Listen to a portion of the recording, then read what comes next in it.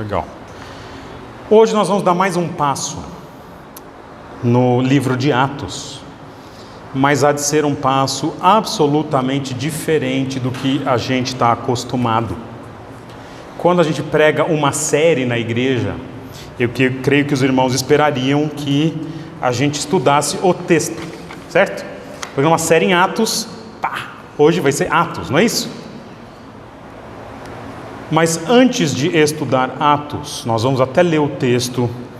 Eu quero fazer hoje uma introdução sobre, joga lá Mateus, as interações entre o povo de Deus e as autoridades instituídas.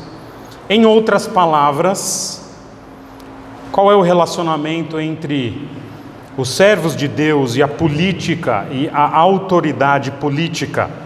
Fique tranquilo, nós não vamos entrar em questões partidárias aqui, isso não compõe o ensino de hoje. Mas eu quero tratar com vocês hoje que em Atos, daquele encontro de Pedro e João com o mendigo, que nós já lidamos 2 vezes. Nós estudamos semana passada a pregação de Pedro no templo, e é uma pregação muito bem sucedida. 5.000 pessoas vão se converter naquele dia. E quando a pregação é muito bem sucedida, normalmente mexe com as autoridades. E acontece que um dos desdobramentos é que as autoridades religiosas / políticas de Jerusalém, porque as duas funções se confundiam, elas vão chamar Pedro e João para explicações. Vão deixá-los na prisão por uma noite, e eles vão ter que, no dia seguinte, responder às autoridades. E esse texto, ele tem sido muito usado quando a gente tem momentos de eleição, momentos em que a autoridade política tenta interferir na vida da igreja, quando, por exemplo, fecha igrejas. Esse texto tem sido muito usado, às vezes de forma correta, às vezes de forma absolutamente equivocada.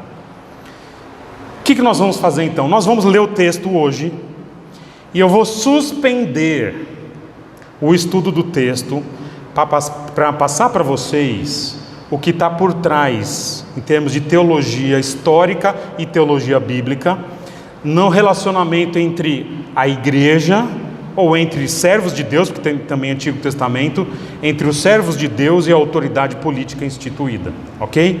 E eu acho que muitos de vocês vão se surpreender aqui. Já falei para o Rodrigo ali, não é matéria de seminário. Por algum motivo os seminários têm optado por não lidar com este tema, ok? Ou lidam de uma forma muito superficial, Romanos capítulo 13, e é tudo que sabem lidar.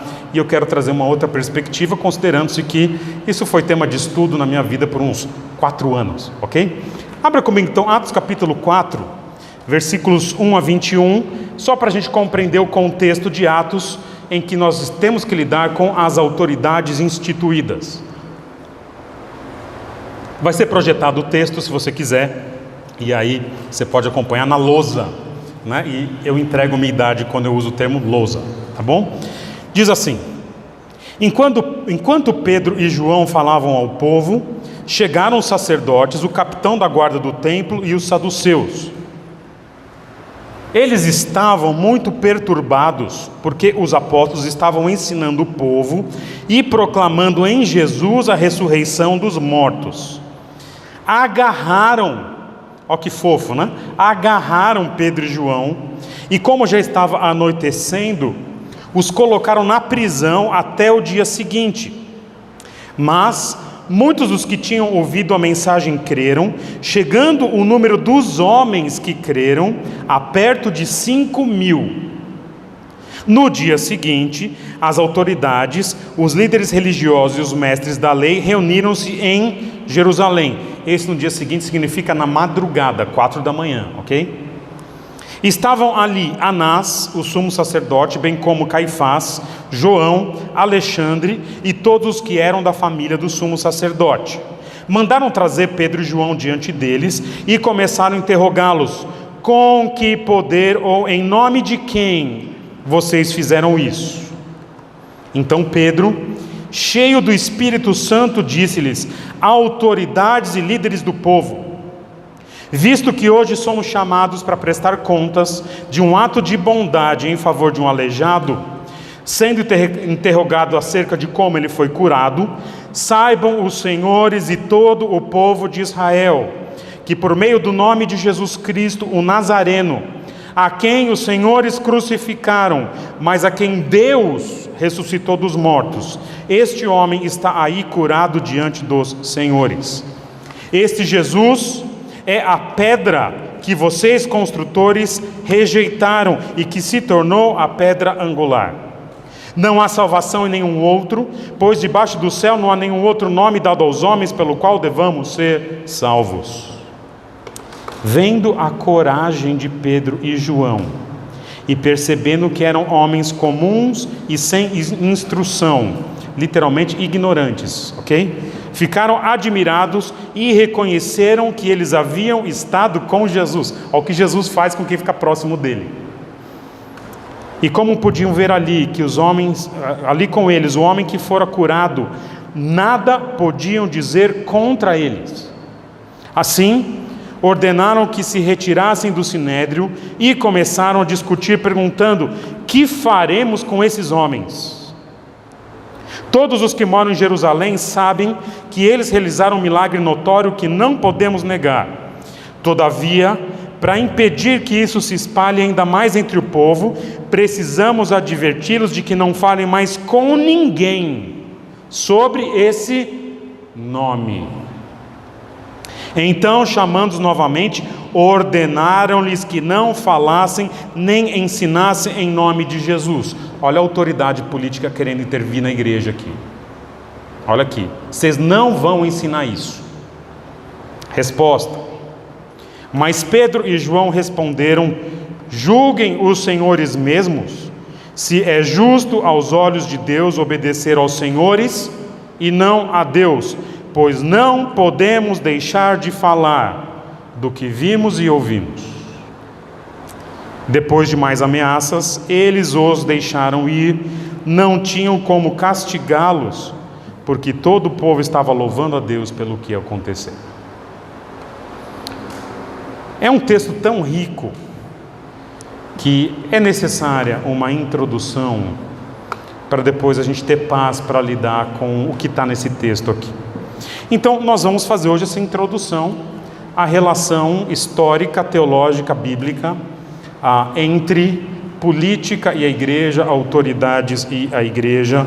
E esse vai ser o pano de fundo para que semana que vem a gente aplique esses conceitos no texto em questão, ok? Vamos começar pelo começo. Então nós vamos ter na nossa... Pode dar aula na hora do sermão? Pode não? Tem que pregar. Vocês... não podia fazer piadinha na oração, já fizemos. Então vou dar aula, pronto. A nossa aulinha hoje ela tem uma breve introdução, os espinhos desse tema. Nós vamos discutir a teoria das duas cidades de Santo Agostinho. Depois as funções básicas do povo de Deus na cidade dos homens, com a função sacerdotal, a função profética e o que eu chamo de função da cidadania responsável. Depois vamos ver alguns casos de interação entre política e Antigo Testamento. E finalmente, como Jesus lidou com autoridades políticas, ok? É isso, eu vou voar porque o tempo urge, tá bom?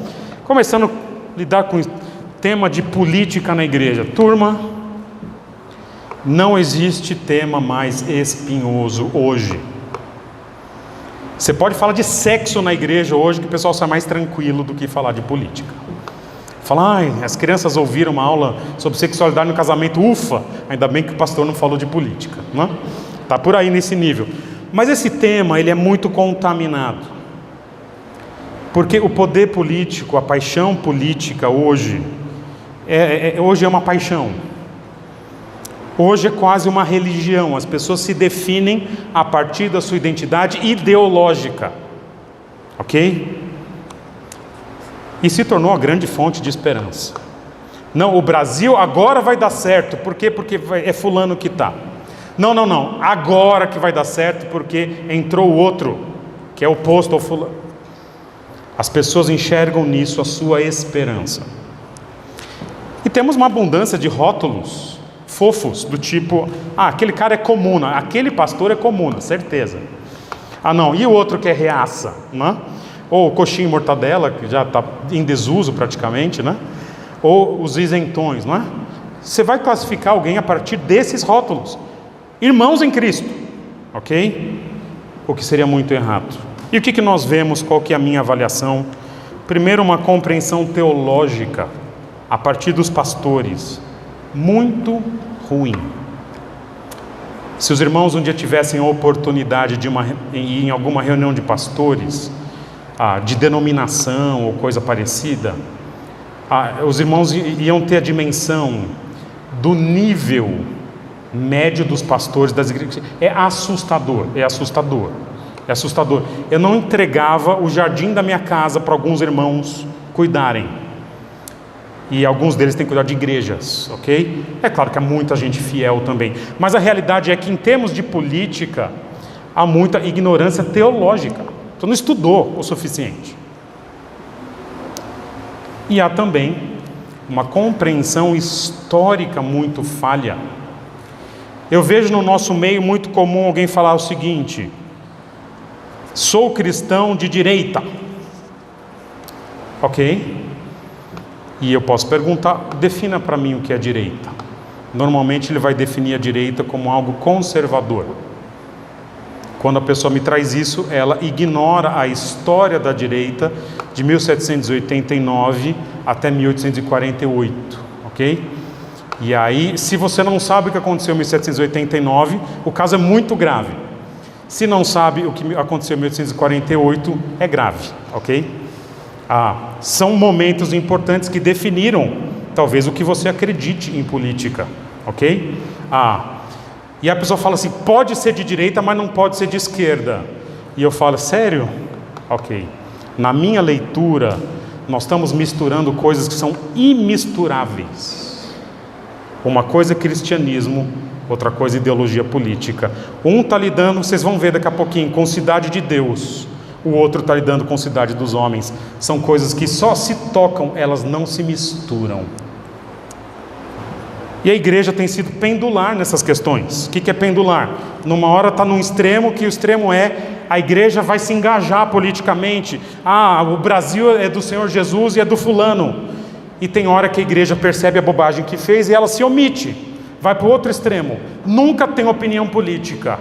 E é isso que a gente não quer. A gente não quer nem um extremo nem outro. Nem a igreja é política e nem a igreja não tem nada que ver com política. A gente quer alguma coisa no meio. E finalmente, nessa introdução, este é um tema que muitos irmãos têm dificuldade de ouvir propostas com um ouvido gracioso. O que é um ouvido gracioso? É um ouvido que de antemão não condena quem está falando. Você que está me ouvindo aqui, você já tem uma dimensão, talvez, de quem eu seja. Isso pode melhorar o seu ouvido ou piorar o seu ouvido. E o que eu estou pedindo é, antes de avaliar, antes de julgar, ouça o que eu tenho para dizer, especialmente um irmão que nessa área tem estudado bem antes de Lula e Bolsonaro, ok, estarem na disputa que nós temos hoje.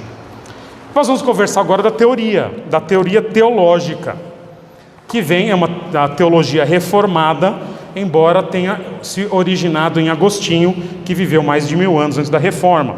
Mas eu quero lidar com vocês com a perspectiva do chamado neocalvinismo, perspectiva reformada, sobre a teoria das duas descendências e a ideia das duas cidades. Qual que é a ideia das duas descendências? Em Gênesis capítulo 3, versículo 15, você pode abrir na sua Bíblia, existe uma profecia de Deus para a serpente, ok? Houve a queda, Adão e Eva comeram do fruto, e agora Deus está confrontando todo mundo. Confronta Adão, Adão fala, amigão, a culpa não é minha, foi a mulher que o Senhor deu, tá? A mulher falou, opa, a culpa não é minha, foi a serpente. A serpente olhou, não tinha mais ninguém, e a serpente não fala nada, né? E aí Deus começa a lidar com a serpente, com a mulher e com Adão, ok? Nessa ordem. E olha o que Deus fala para a serpente. Ele fala de duas descendências antagônicas. Porém, inimizade. É Deus que está pondo inimizade entre a serpente e a mulher, entre a sua descendência, a serpente, e o descendente da mulher. Este descendente da mulher lhe ferirá a cabeça, a serpente, e você, serpente, vai lhe ferir o calcanhar. O que a teologia reformada vê nesse texto aqui? Uma profecia sobre Jesus Cristo, vindo de uma mulher. Mas olha que interessante, enxerga um pouco mais. Não fala só de Jesus, fala de duas descendências. Uma que vem da serpente, fala a sua descendência, e uma que vem da mulher, sendo representada em Jesus. E a gente começa a perceber que Deus estabeleceu uma história. Ele pôs inimizade. Deus está dizendo, eu porei. Ele pôs inimizade entre duas descendências históricas. A da mulher, que vai culminar em Jesus, e a da serpente, que mata Jesus. E nós vamos entender a partir desse texto que cada descendência vai viver em conflito, porém inimizade. Aqueles que servem a Deus, que tem o descendente mor, Jesus Cristo, vão viver em conflito com os descendentes da serpente. Essa vai ser a história, uma história de antagonismo. E cada descendência vai formar o que nós chamamos de uma civilização. E aí, de onde eu tirei a ideia de civilização? Eu tirei de Santo Agostinho. E eu quero trazer no próximo slide, slide 10. Cada descendência funda uma cidade. Sabiam disso? Vejam, o mundo começa com o jardim, não começa com o jardim? Mas Apocalipse diz que o mundo termina em duas grandes cidades. Uma que é Babilônia e outra que é Nova Jerusalém. Então a história da humanidade é uma progressão de jardim para cidade. É uma história de urbanização. E são cidades, observem, que historicamente são fundadas, um por descendente da mulher e outro por um descendente da serpente. Eu quero trazer isso para vocês, lidando primeiro com a cidade dos homens, slide 11. Cidade dos homens. Todo mundo conhece o episódio de Caim e Abel, correto? Caim era o mais velho, fica cheio de ciúmes de Abel, de inveja, de ira, e ele mata Abel, ok? E ele é confrontado por Deus. Ao ser confrontado por Deus, olha o texto aqui, Gênesis capítulo 4, versículos 16 e 17, diz assim: então Caim afastou-se da presença do Senhor e foi viver na terra de Nod, a leste do Éden. Caim teve relações com sua mulher, ela engravidou e deu à luz Enoque. Depois Caim fundou uma cidade, a qual deu o nome de seu filho Enoque. A primeira cidade da história é fundada por Caim. Caim representa essa construção de uma civilização assassina, uma civilização que mata ou que é contra a descendência da mulher. Caim representa a civilização dos filhos da serpente, dos filhos do mal. E Agostinho, no livro Cidade de Deus, fala de uma segunda cidade. Próximo slide, slide 12. Quando Caim mata Abel, olha a sacada de Agostinho. Abel, ao morrer, se torna a primeira pessoa que vai aguardar a redenção nos céus. Ao fazer isso, ele também funda uma cidade. Ele é o primeiro habitante do que nós chamamos de Nova Jerusalém. Então veja, Caim funda uma cidade do mal, e Abel, o primeiro habitante da morada celestial. Em Hebreus capítulo 11 fala que Abel ofereceu sacrifício superior ao de Caim, e ele foi reconhecido como justo quando Deus aprovou as suas ofertas, embora esteja morto. Por meio da fé ainda fala a ideia de que ele está vivo. E Abel representa uma civilização eterna marcada pela graça e pela fé. Gente que é aceita por Deus pela graça e pela fé e que vai habitar uma cidade eterna para sempre. E essas duas civilizações, o que acontece? Elas convivem no mundo. Hoje no mundo, próximo slide, slide 13, nós temos a convivência de pessoas que hoje, sendo crentes, são cidadãs dos céus, enquanto outros que são cidadãos da cidade dos homens. Fala para mim, onde que o poder político deste mundo se enquadra? Em qual das duas cidades? O poder político rege as leis de qual cidade? Da cidade dos homens. Então, essa teoria de Agostinho, depois ela é reaplicada por um camarada chamado Abraham Kuyper e depois mais para frente por um teólogo chamado Martin Lloyd Jones. São teólogos que têm desenvolvido essa ideia. Poder político é um tema de como governar a cidade dos homens. E o problema é que nós, cristãos, o povo de Deus ao longo da história, ele vive em dois ambientes. Primeiro, a gente vive aqui, não vive? Junto da cidade dos homens. Mas o problema é que a gente vive aqui com valores que são de lá. E o que vai acontecer? Quando a gente pega os valores da cidade de Deus e aplica na cidade dos homens, vai dar certo? Às vezes dá. Tem lugar que assimilou muito bem valores cristãos. Se você estudar a formação dos Estados Unidos, eles assimilaram no começo, lá atrás, não agora, muitos dos valores cristãos.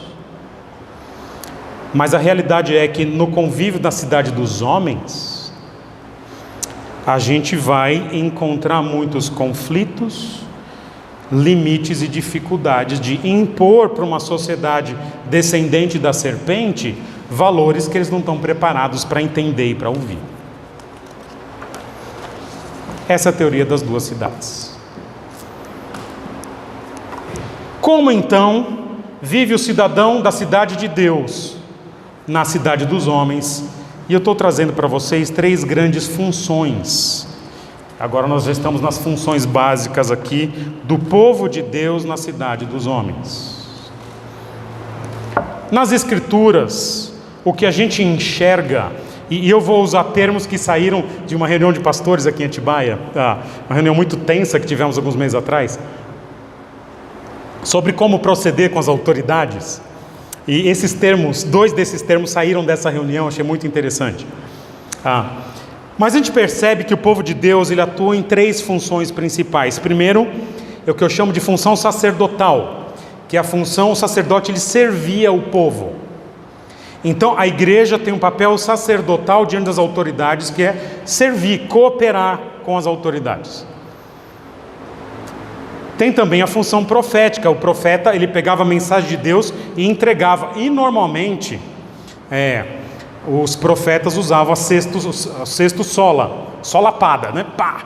E eles usavam porque essa era a mensagem confrontativa. E tem uma última função, que é a função de cidadania responsável.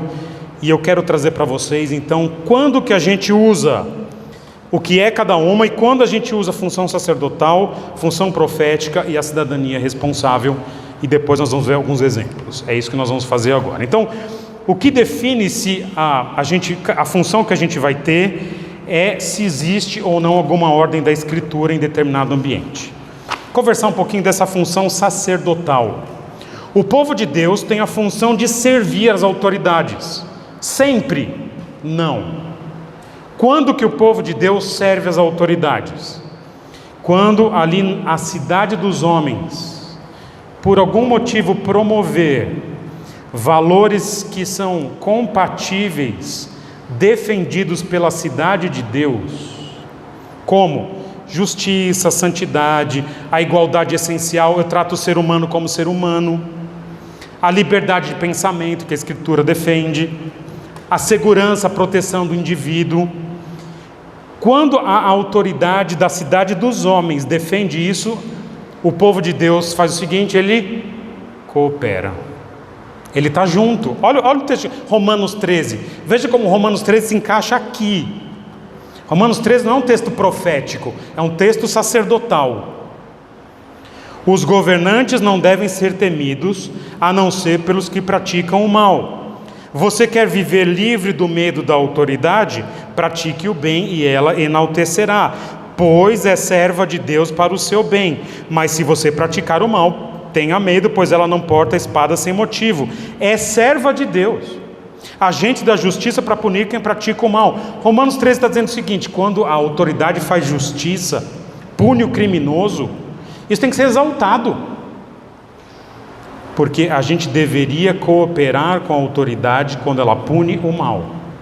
A igreja, está tendo roubo na minha rua? Liga para a polícia. Liga para a polícia. Já fiz isso várias vezes. Um dia eu ia passar no Bradesco, lá da Lucas. Eu não sei por quê, porque eu não tenho conta no Bradesco. Não sei se era alguma coisa da época da igreja e tal. Eu deixei meu carro no estacionamento. Eu vou entrar ali, né? Ela é de esquina, né? O Bradesco de esquina. Eu saio do estacionamento e vejo um cara colocando um revólver dentro da calça. Eu desviei ali, fui atrás do cara, vi o carro que ele entrou, anotei a placa. Na hora liguei para a polícia. Falei, vi um camarada com um revólver do lado do Bradesco, colocando o revólver dentro da calça. Eu nem sabia que o bolso da calça jeans cabia um revólver daquele tamanho. Eu até falei, olha, você não sabe, é grande o revólver. Ele estava uma calça larga e ele colocou no bolso, né? Liga para a autoridade. Se você viu alguma coisa, ela existe para isso, coopera. Agora, o Estado não tem que dizer para a igreja o que é uma família. Não está na autoridade dele. A Bíblia nunca falou assim: o que o Estado definir como família, você aceita. Porque não? Aí o Estado estaria pegando uma esfera de autoridade que não é dele. Ok? Agora, o uso da segurança pública, da saúde pública, o Estado tem autoridade? Tem autoridade. Você pode não gostar de vacina, mas ele tem autoridade para te obrigar com passaporte. Lamento, tem autoridade. Falamos da função sacerdotal, mas existe a função profética. O que é a função profética?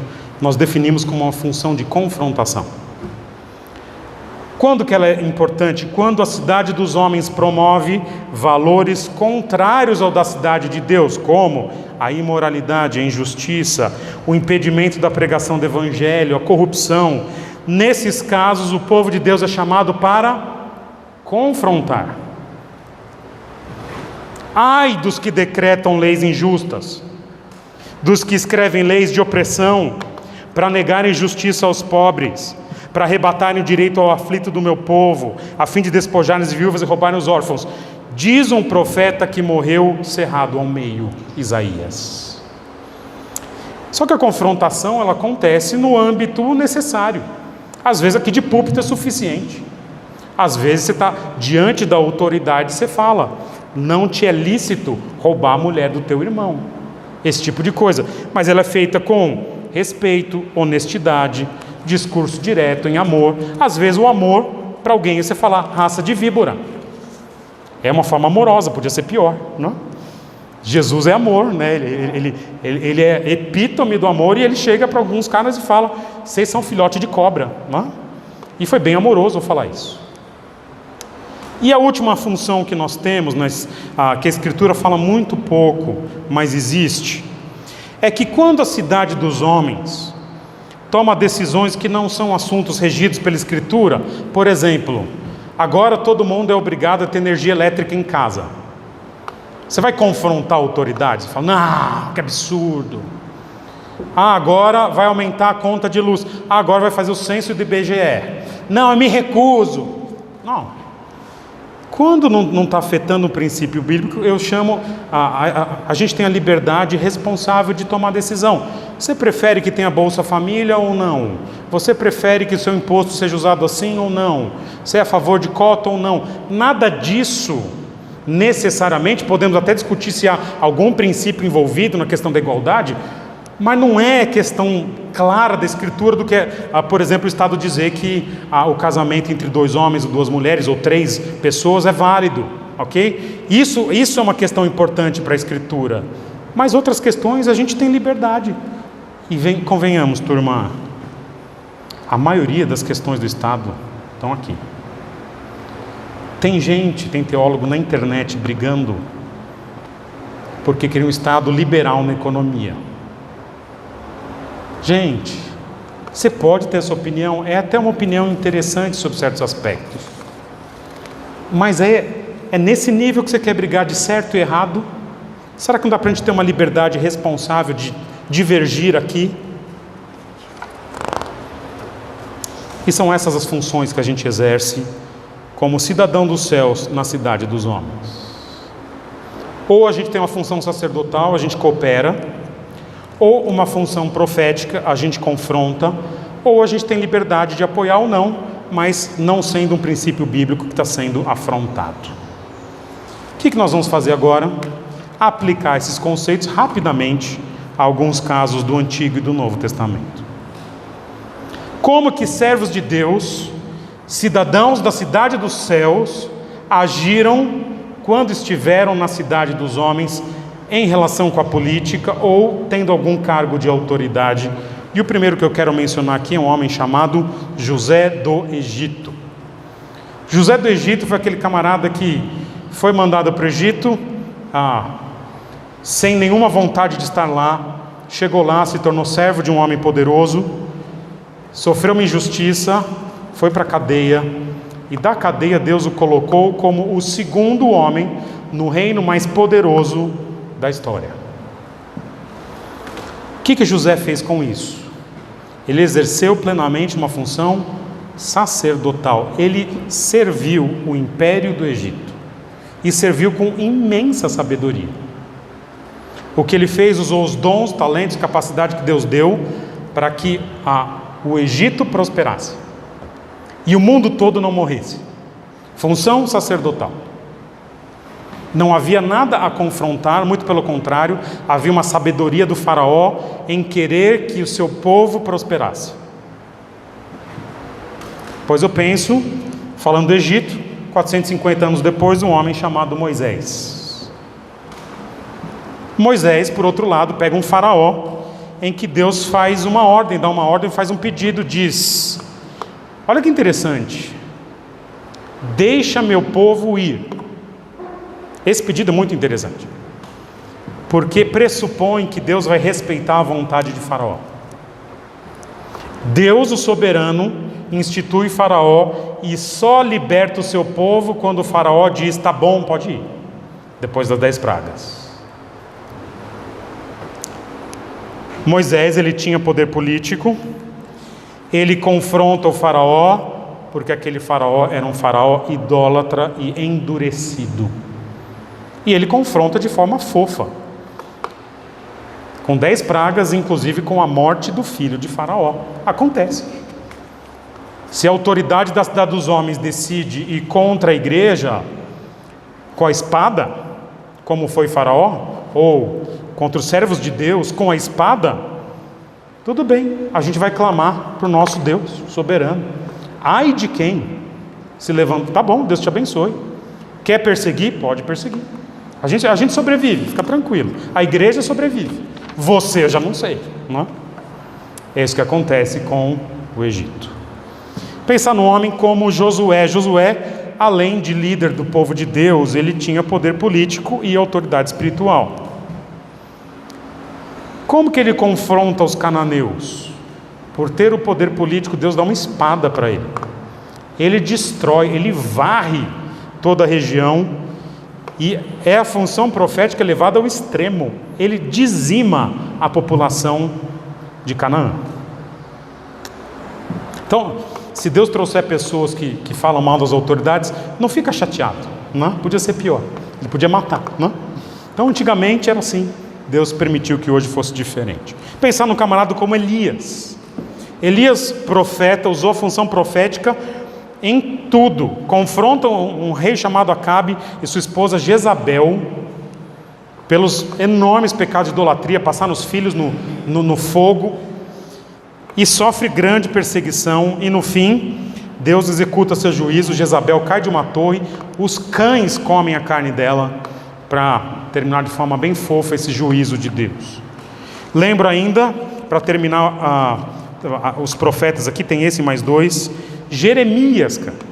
Jeremias está no tempo do exílio babilônico, e Deus chama Jeremias com um único propósito: Jeremias, você vai pregar, e ninguém vai te ouvir.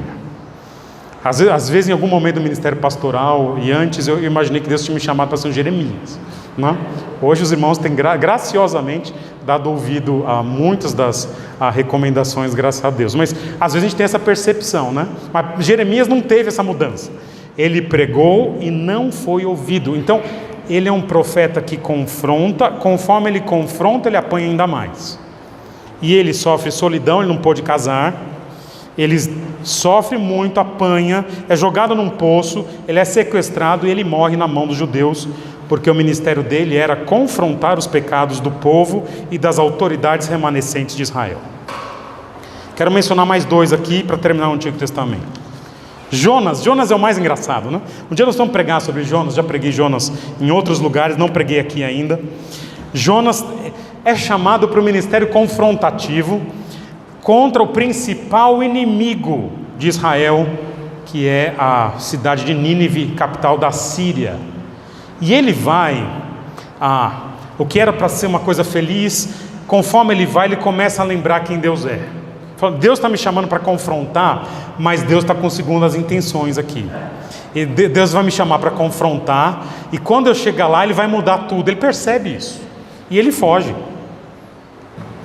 E ele chega lá, então prepara o pior sermão que alguém podia preparar, sermão mais mal feito, em 10 minutos ele faz lá, escreve num papiro qualquer, e fala, em 2 ou 3 dias Deus vai destruir vocês. E ele vai estar fedendo peixe, né, cheirando peixe, sei lá, alguma coisa assim, e ele vai lá caminhando, e talvez aquela cena comove os camaradas. Então, o que era para ser um ministério confrontativo, Deus transforma no ministério sacerdotal. E todo mundo se arrepende, e é interessante que a confrontação ela pode ter o seu valor aqui, embora Jonas deteste isso. E o último que eu quero mencionar é Daniel. Daniel é um profeta, e Daniel é um profeta que se torna eunuco, e ele tem um ministério, grande parte dele sacerdotal, servindo a Nabucodonosor com excelência. Mas Daniel é aquele que sabe dosar. Tem hora que ele serve, tem hora que ele confronta. Por isso que vai ter, por exemplo, Nabucodonosor comendo grama, literalmente. Por isso que vai ter cova dos leões, depois com o rei Medo-Persa, e depois vai ter mãozinha que escreve na parede, porque ele alterna momentos de uso sacerdotal com momentos confrontativos. Turma, se eu fosse pegar o Antigo Testamento aqui, os profetas, a grande maioria dos profetas do Antigo Testamento foram aqueles que olharam para as autoridades e disseram: assim diz o Senhor. Confrontação, mas eventualmente um ou outro com perspectiva sacerdotal. Quero terminar essa introdução de hoje falando de um evento curioso que aconteceu na história. Houve um momento em que essas duas realidades da cidade de Deus e da cidade dos homens tiveram sua confrontação máxima. Por quê? Porque Jesus, o rei da cidade dos céus, o rei da cidade de Deus, ele decidiu passar um tempo aqui na cidade dos homens. E os evangelhos trazem as curiosas interações entre os líderes, no caso um líder temporal, imperador e seus subordinados, e um líder atemporal, Jesus Cristo, como eles interagiram enquanto conviveram aqui. Os líderes das grandes civilizações estavam meio que frente a frente. E Jesus, o grande rei da cidade santa, em determinado momento da história, ele veio e habitou a cidade dos homens. E ele interagiu com vários líderes. Só que conforme Jesus interagiu, eu quero trazer alguns breves exemplos, ele o fez numa função profética confrontativa, muito direta. Olha comigo então, slide 25. Jesus foi muito perseguido, ele morreu, perseguido pela autoridade. E olha o que ele diz em João capítulo 18, versículo 36. O meu reino não é deste mundo. Se fosse, os meus servos lutariam para impedir que os judeus me prendessem. Mas agora, ou melhor, por ora, neste momento, o meu reino não é daqui. Jesus está reconhecendo que essas duas realidades vivem naturalmente em conflito. Foi Deus que pôs, né? Porém, inimizade. E ele fala, mas lembra que o meu reino é outro. Observa aqui em Lucas capítulo 13, como os valores da cidade de Deus, eles são rejeitados pelas pessoas que vivem nessa terra. Olha o jeito que Jesus se refere ao líder, ao governador da região. Lucas 13, 31. Naquela mesma hora, alguns fariseus aproximaram-se de Jesus e lhe disseram: saia e vá embora daqui. Quando alguém já começa a dizer, saia, já vi que a situação não está boa. Saia e vá embora daqui, pois Herodes quer matá-lo. O que você espera de Jesus? Resposta de Jesus. Ele respondeu: vão dizer àquela raposa. Olha aí, confrontação. Expulsarei demônios, curarei o povo hoje e amanhã, e no terceiro dia estarei pronto. Fala para aquele camarada, para aquela cobra, que beleza, eu vou, pode me matar, mas no meu tempo, não no tempo dele. Olha o conflito de autoridades aqui, dos céus e dos homens. Jesus se submete, mas do jeito dele e no tempo dele. Linguagem de Jesus agora para os líderes religiosos, dá uma olhada. Raça de víboras, como podem vocês que são maus dizer coisas boas, pois a boca fala do que está cheio o coração? Mateus 23 agora, ai de vocês, mestres da lei, fariseus hipócritas, vocês são como sepulcros cheios de cal, caiados, bonitos por fora, mas por dentro cheio de ossos e todo tipo de imundície. Serpentes, raça de víboras, como escaparão da condenação ao inferno? Ele já sabe para onde eles vão. Por isso eu estou enviando profetas, sábios e mestres. Olha a ideia de confrontação histórica aqui. A uns vocês matarão e crucificarão, a outros açoitarão nas sinagogas de vocês e perseguirão de cidade em cidade. Jesus só deixou de confrontar as autoridades numa ocasião, quando ele mesmo estava sendo injustiçado. Veja comigo os textos, e esse é o penúltimo slide para a gente encerrar. Quando as autoridades cometem injustiça contra ele, diretamente, não contra o povo, não contra profetas, ele diz assim: então Pilatos lhe perguntou, você não ouve a acusação que eles estão fazendo contra você? Mas Jesus não lhe respondeu nenhuma palavra, de modo que o governador ficou muito impressionado. A romper o dia, agora, então primeiro foi Pilatos, agora o Sinédrio. Reuniu-se o Sinédrio, tanto os chefes dos sacerdotes quanto os mestres da lei, e Jesus foi levado perante eles. Se você é o Cristo, diga-nos, disseram eles. Jesus respondeu: se eu vos disser, não crereis em mim. Foi confrontativo, mas pegou leve. Depois ele fica quieto. Finalmente com Herodes interrogou com muitas perguntas, mas Jesus não lhe deu resposta. Para se defender, Jesus normalmente fica quieto. Ele não dá a resposta que as pessoas querem. Vamos concluir tudo que a gente conversou sobre duas cidades, função profética, função sacerdotal, função da cidadania responsável. As interações, turma, entre o cidadão dos céus na cidade dos homens, elas podem ser de cooperação, de serviço. Glória a Deus por isso, né? A gente pode eventualmente cooperar com as autoridades.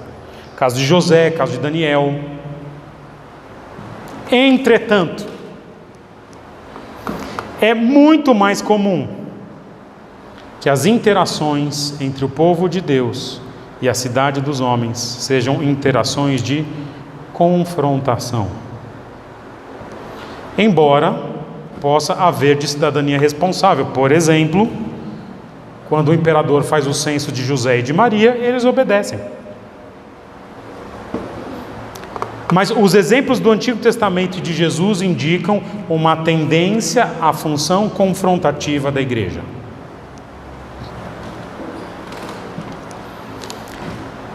O reino de Deus neste mundo significa que vai chover oportunidade da gente chegar diante de qualquer presidente, não interessa quem seja, e falar: diante de Deus, importa mais obedecer a Deus do que os homens. Assim, para a gente entrar no texto semana que vem, considerando que os apóstolos tinham convivido com Jesus, considerando-se que eles conheciam o Antigo Testamento,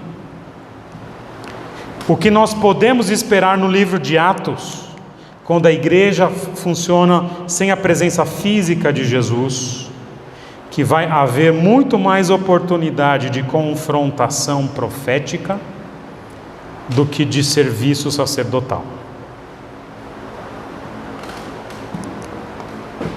Não é de se admirar que agora Pedro e João olham para as autoridades e vão dizer: você acha que eu vou obedecer essa sua ordem de não falar de Jesus?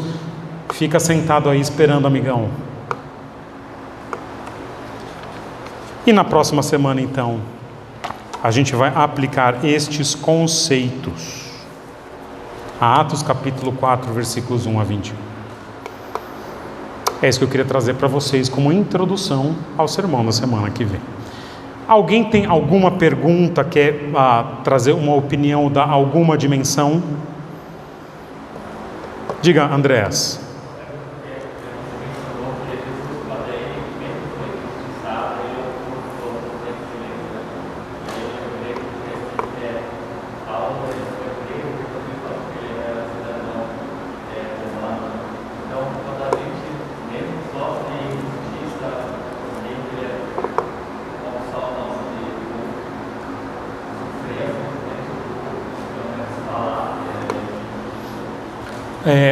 O Andrés perguntou, eu vou repetir por causa do microfone, que Jesus não se defendeu diante das autoridades, como padrão, norma mais ou menos, mas quando Paulo esteve em Atos capítulo 16, em Filipos, ele foi preso, ele disse que era cidadão romano. É verdade, mas só lembra quando ele disse. Depois de apanhar e passar uma noite na cadeia. Ele tomou 39 açoites, se eu não me engano, e passaram a noite na cadeia. E para que não fosse processado, ele usou um direito, né? Então, ele sofreu pelo Evangelho, mas soube usar as prerrogativas da lei. Então, talvez, a gente diria o seguinte: no que diz respeito à parte espiritual, ele teve uma função ali de não confrontativa, ele se submeteu porque envolvia o direito dele, mas com diz respeito à cidadania romana, ele aproveitou a oportunidade que teve. Mas olha que interessante, ele usa isso uma segunda vez no livro de Atos, quando ele está diante de Félix e ele apela para o imperador. Também era uma prerrogativa da cidadania romana, e isso compõe a história de Paulo, que lá na frente vai culminar com a sua morte. Então você observa que usar a lei a seu favor tem seu preço, porque ele foi decapitado de acordo com a lei romana também no fim da sua vida. Então, ele não se defende, mas ele usa o que é possível para que tenha as consequências, pelo menos elas minimizadas de acordo com o direito atual. Então, há um equilíbrio. Ele não se defende, mas ele fala: lembra que eu sou cidadão romano, tá bom? Então, é mais ou menos aí. Então, ele fica numa tensão, não é? Acho que sim, não sei. Que mais? Mais alguém? Beleza. Então, turma, eu vou orar e a gente conversa sobre o texto bíblico na semana que vem. Oremos então. Senhor, muito obrigado porque a gente pode compreender como a história da humanidade funciona em termos da relação entre o povo de Deus e as autoridades instituídas.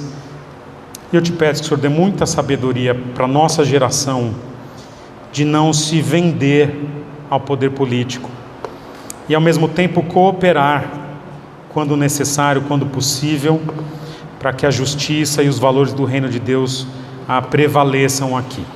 Obrigado por cada um que o Senhor trouxe aqui, nos dá uma semana tranquila também, Em nome de Jesus, amém.